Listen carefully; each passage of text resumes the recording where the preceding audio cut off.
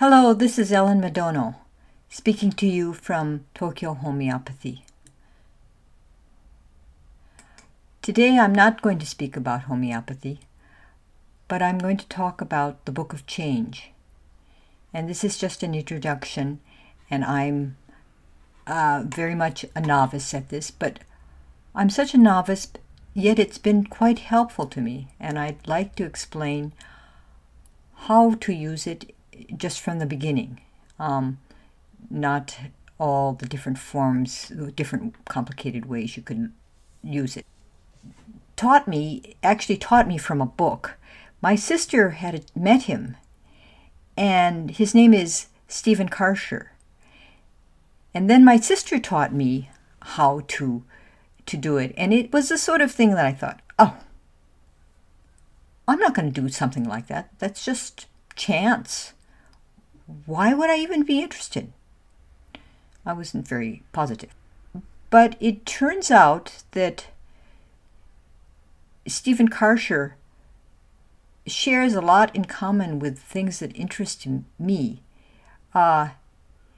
He found the Book of Change and found it to be very interesting and useful. And then he somehow ended up in Switzerland and was asked to translate the book. And he spent, 7, 8, 9 years translating this book at the Jungian Institute. Carl Jung actually is very helpful to homeopaths. And he has many ideas that to some homeopaths are very useful. And one of these ideas concerns synchronicity. That is, the use of chance. This isn't like betting or anything like that, but this is more like the use of that which you didn't really think or try to guide what's going to happen. Instead, you opened yourself up to being very open to what happens from chance. And it's called divination. It's the sort of thing I never thought I'd be interested in, but actually, when Stephen Karcher did his interpretation, he concentrated on the very early literature from China. And I don't know how he learned this. This language is very difficult to learn. At the Tang Dynasty, the Chinese began to form what they thought of as the Middle Kingdom. That is, they are the center of the world. The emperor is the center of the world, and everything else evolves from that. But their history goes much further back than this. This is AD, after Christ died. BC is much earlier. And at this period, the Qin dynasty, this is when the I Ching was developed. So what Stephen Karcher did was he began to translate all the literature around the I Ching. He didn't just stick to the fairly dry Confucian commentary on the I Ching. But this early literature was written on bamboo sticks. There was a grand historian of China in the Han Dynasty who wrote the first history of China. And it's incredibly detailed and very true, very accurate. But all of that was written on bamboo sticks like this.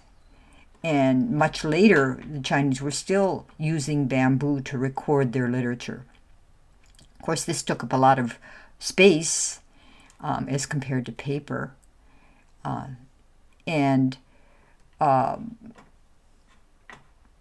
It meant that people wrote in a very terse way. They wrote very succinctly. And you see here that there's no punctuation.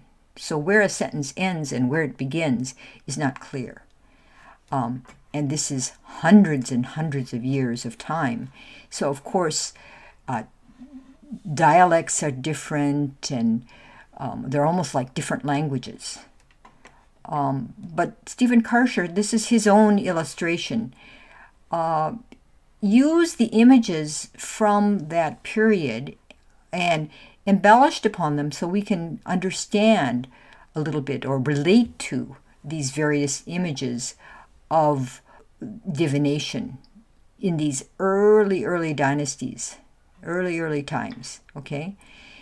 And furthermore, this is something that Jung was very interested in, so he's not just pulling this out of nowhere. But Jung said that these early mythologies actually reflect our unconscious minds, and these early heroes and heroines and monsters and ghosts and all these images are actually something that goes way back in our cultural history. And furthermore, he keeps referring to kind of the female image. This is the male image. And it's very strongly the female image that he's looking at, because this is the unconscious mind. This is the background to what kind of interpretation that Stephen Karcher gave us. He's just using very ordinary I Ching techniques. So this is all just basic I Ching, not his elaboration. There's a basic idea of the yin principle and the yang principle. The yin principle is it's the earth, it's water, it could be cold, it could be dark, it's easily changing, it nurtures life. And the yin principle is the heavens, the sky, the clouds, the moving forces, the sun, as opposed to the moon. Always there's this dot here, which means that there's a little bit of yang in the middle of all this yin, and there's a little bit of yin in the middle of all this yang. Okay, and in the I Ching, or this divination, yin is represented by a broken line. So if you have 3 broken lines, this is a trigram because it's made of 3 different lines. If you have 3 yin lines, that's the most yin that's possible. If you have 3 yang lines, that's the most yang that's possible. So it's these combination of trigrams that are used to form the omens. You have the top part and the bottom part of the trigram. The trigrams are broken down into 8 trigrams, and each of them have a meaning that's fairly easy to understand: the heaven and the wind and the water and the mountains and the earth and the thunder and the movement or fire, and a lake, which means it's just draining, or a swamp kind of area, and the heavens. Okay, so the heavens are totally yang, and the earth is totally yin. Okay, the earth. So you have this contrast between the yin and the yang, and then you have all the possible permutations of total yin and the permutations of total yang, where you have some yin and some yang, some yin and some yang. So this symbol here with a little bit of yin and more yang, this center line could be bigger or smaller. I mean, the center circle could be bigger or smaller, depending on what combination you have here. And the way this is laid out is, instead of putting it in this circle here, it's laid out as the 8 trigrams are on this side, and the same 8 trigrams are on this side. So when you form a hexagram, which are the combination of the bottom trigrams and the top trigrams, you get this many possible combinations.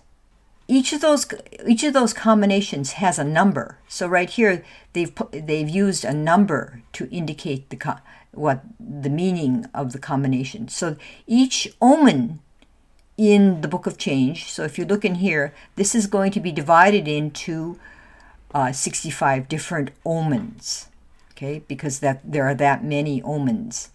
And these are all representing the number of those omens. But if you put it on a graph like this, then this would be the number 1 is the most young possible, which is 1. So it's a combination of the lower trigram and the upper trigram. This one here is the combination. It's total young on the bottom, and at the top, it's thunder. It's a different trigram. Okay, so and each of these different numbers have a different omen associated with them. The way this was the way people in way back when this all started drew the omen was they drew straws like this. These straws all have a certain color or something at the bottom, but they're not able to look at it, right? And so they just drew these straws and then write it down on paper. Modern people use heads and tails, but the mathematical meaning of these different this way of doing it versus this way of doing it brings out different results. The mathematical chance that's involved here. So this ancient way of doing it using straws is a little more interesting, according to Stephen Karcher. What he suggests is you actually use marbles that you can buy on Amazon.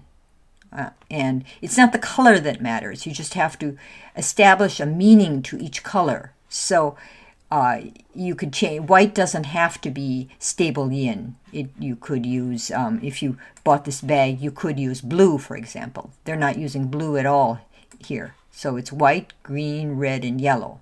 But your white could be blue. You could have different combinations. So out of this bag, you could make several sets.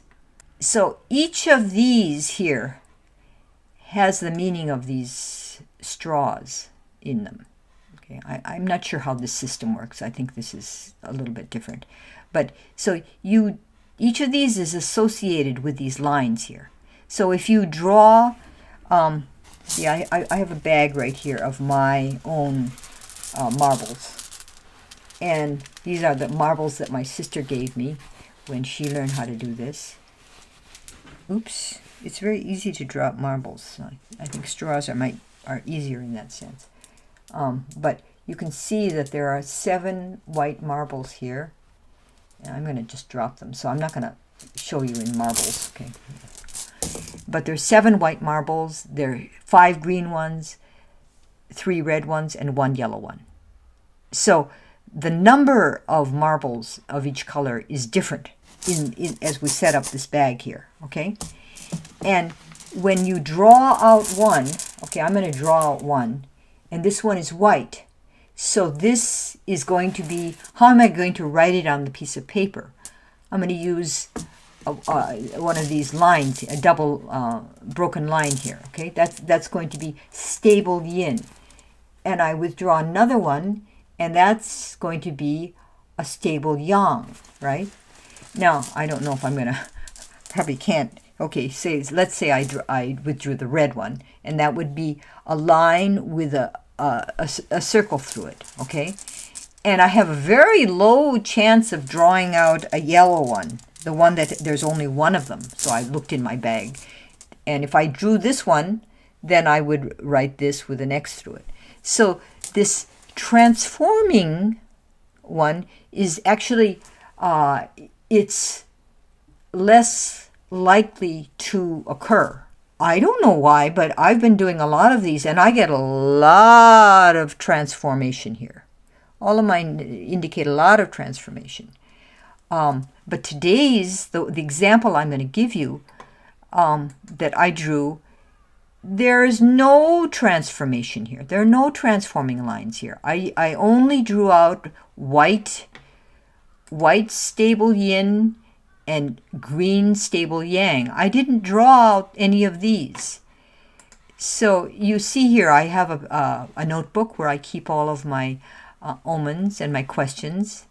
And, it's really not to show other people, and then I just write them down here and write down the number.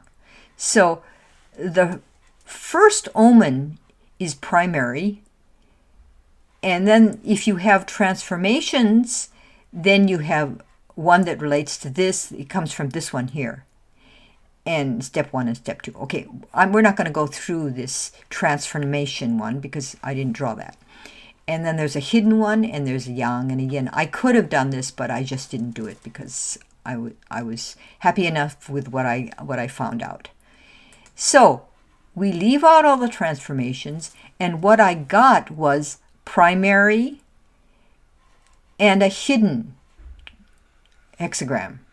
Okay, so then I wrote them down in my notebook. What I like to do is I write them down, and each one of these has a name, and I just have a quick symbol. I use Chinese characters. Thunder is too complicated in Chinese characters, so I draw a picture of a thunderbolt. But you can do whatever you want to write these out. I want to be handy. And then the primary one is P, and the hidden one is an H. So I just use the first letter. Primary hexagram is the most important one. Okay, this is the central theme, and each of these has a line, and each line has a number. Okay, you're going to look here at the numbers. Now these numbers are kind of important once you get to transformations. At the beginning, it's not all that important. Okay, but you just write them down 1, 2, 3 as you draw them out. Then what happens? Okay, I didn't need any of these transformations, and so this is what I finally got.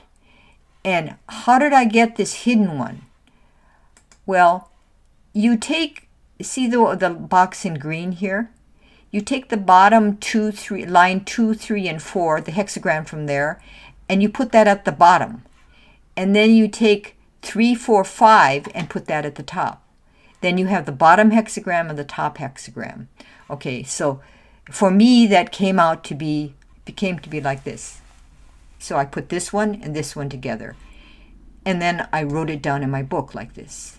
And then I have to look at the reading of each of these. And I just write down kind of a summary of only the things that pertain to me. There's some things that, whatever's written there, either I didn't understand it or it isn't relevant to my question. I ignore what is not relevant. Of course, not everything in this world is relevant to me. I'm teaching homeopathy on the web, and so I asked, how should Ellen reach out to teach others homeopathy? Stephen has taught many, many, many people how to use the I Ching. I've never had that opportunity, but he has excellent instructions in the front of his book, and so I follow those. This is a question. He has articles on how to format your question. Your question should be fairly specific and something that you might have an answer to, that's possible that there's an answer to it. You read that article and you'll see how to format the question. Or you can just try a question. Even if your question, I found out in the beginning that even if my question was not so great, actually when I read the omen, then I could see, I should have formatted my question like this. So the question, what I read kind of told me in the beginning what my question should have been. Nowadays, I seem to be asking questions that speak directly to the I Ching, so I think I'm kind of getting the hang of how to make a question. This is the answer that I got to my question, and I got omen 62. If you look at my book here, I got primary omen 62, right? So I went to a chart like this, And here's omen 62. So it's a combination of this one on the bottom and this one on the top. That's my omen, okay?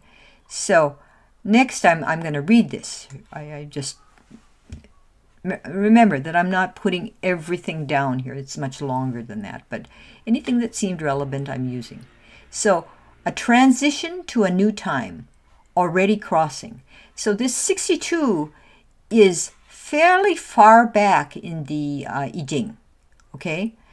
And this brilliant person here made this graph to show you how the I Ching from the early chapters to the end, from birth until spiritual death, or maybe you go back to childhood here. You bring this childhood back here and you put it back here if you're older than that.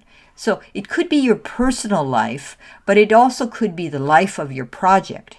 So I'm in the spiritual level of this project's development. I've been studying homeopathy for a long time, so I'm at this level right now, okay, at the spiritual level. I'm at 62. 64 is the highest one here. So, that's what I drew as my primary omen. And I drew something without any transformations. This is where I'm working. Aha, I didn't know that. How would I have known that? I never would have even considered such a thing. Where is my project? Wouldn't have even asked that question. Where is my project? This bird, I'm a bird flying low. Rely on small people, not the nobles. We are small people. They're ordinary students. So rely on my ordinary students. Ride in a wooden empty boat. So I don't have to carry a lot of things with me. I'm on a river and I'm already crossing, right? I'm already crossing. So I'm on a river and I'm already crossing. Put ideals to trial. So try out new things. You can try. You don't have to. And especially things you've been thinking about. Yeah, try them out. You might learn something.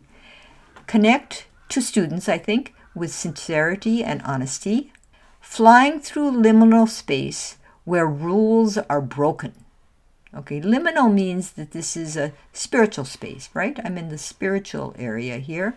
Flying through a space where rules are broken.